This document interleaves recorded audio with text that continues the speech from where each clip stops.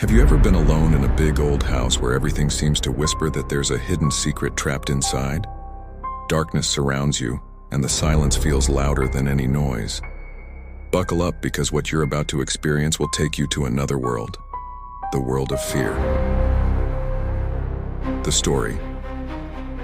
On a night thick with mystery, the wind howled against the windows, almost as if it was trying to warn of something unnatural. The sky was heavy with clouds, and fog curled around the old house like a ghostly embrace. John sat by the window staring out into the night. He loved doing this every night before bed. It calmed him. But tonight felt different. There was something in the air. The atmosphere was tense, heavy, like a hidden weight pressing down on everything. John had lived in this house alone ever since he inherited it from his grandfather. The house had always been surrounded by stories, eerie tales about his grandfather, who was rumored to be a well-known sorcerer in the village. John wasn't one to believe in superstitions or old legends. To him, the house was just that, an old, creaky house that needed a little maintenance. It was his place of peace, or so he thought. But recently, strange things had started happening. He'd hear footsteps upstairs, even though he knew for a fact he was alone. Once he found a door open that he was sure he had locked. Small things, easy to explain away. He figured it was just drafts or old floorboards settling. But tonight, it was impossible to ignore. The fog outside seemed thicker than ever, almost as if it was sealing the house off from the rest of the world.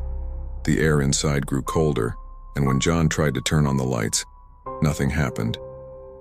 Power outage? It never happened before. Strange. He pulled out his phone to call his friend Michael, but there was no signal. Complete silence filled the house, broken only by the eerie whistle of the wind. John started to feel like someone, or something, was watching him. He shook off the feeling, telling himself it was just his imagination.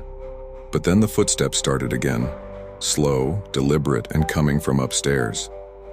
His heart began to race. At first, John tried to convince himself it was nothing. Maybe an animal had gotten inside, or it was just his mind playing tricks on him. But as the footsteps grew louder, the pit of unease in his stomach grew. Each step seemed to echo throughout the house, making the walls creak and groan. Grabbing an old flashlight from a drawer, John slowly made his way up the creaky stairs. His heart was pounding in his chest with every step he took.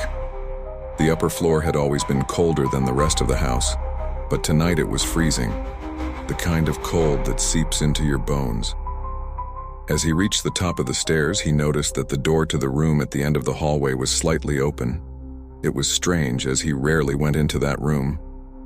It was where he kept some of his grandfather's old belongings, a cracked mirror, dusty books, and strange trinkets that John didn't quite understand. He had always avoided the room, feeling a bit uneasy about its contents. But tonight, the door was inviting him in. With hesitant steps, John approached the door. Every fiber of his being told him to turn around, but he couldn't.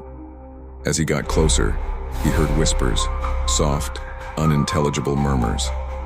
They sounded like two people having a conversation, but he couldn't make out any words. He reached for the door, his hand trembling. As soon as he touched it, the door swung open, almost like it had been waiting for him. The room was dark, the beam of his flashlight barely cutting through the shadows. Shadows seemed to dance on the walls, moving in ways that didn't make sense. The room was empty, save for the broken mirror in the corner. It was an old mirror, one that had always unsettled John, but tonight it looked different. John stepped closer, his breath visible in the freezing air. He stared into the cracked mirror, seeing his own reflection at first. But then, something changed. His reflection wasn't alone. There, standing just behind him in the mirror, was a figure.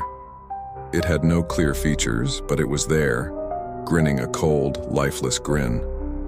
John spun around in panic, but no one was behind him. His heart raced, sweat dripping down his face despite the cold. He turned back to the mirror, and the figure was still there, inching closer to him. And then, he felt it, a light touch on his shoulder. John turned again, but this time, It wasn't just his imagination. A shadowy figure stood there, its form barely distinguishable in the dim light, but its presence unmistakable. The figure moved closer, the grin from the mirror now audible as a low, chilling laugh echoed through the room. John tried to run, but his legs felt like they were glued to the floor. The walls seemed to close in, the shadows thickening, swallowing everything around him. The laughter grew louder, almost deafening, as the figure loomed over him. The house felt alive with menace, the air thick with dread. And then, everything stopped.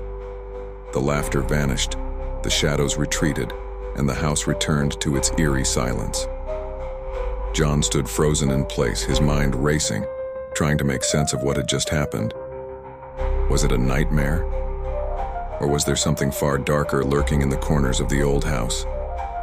One thing was certain. This night marked the beginning of something far more sinister than just a family legend. The end.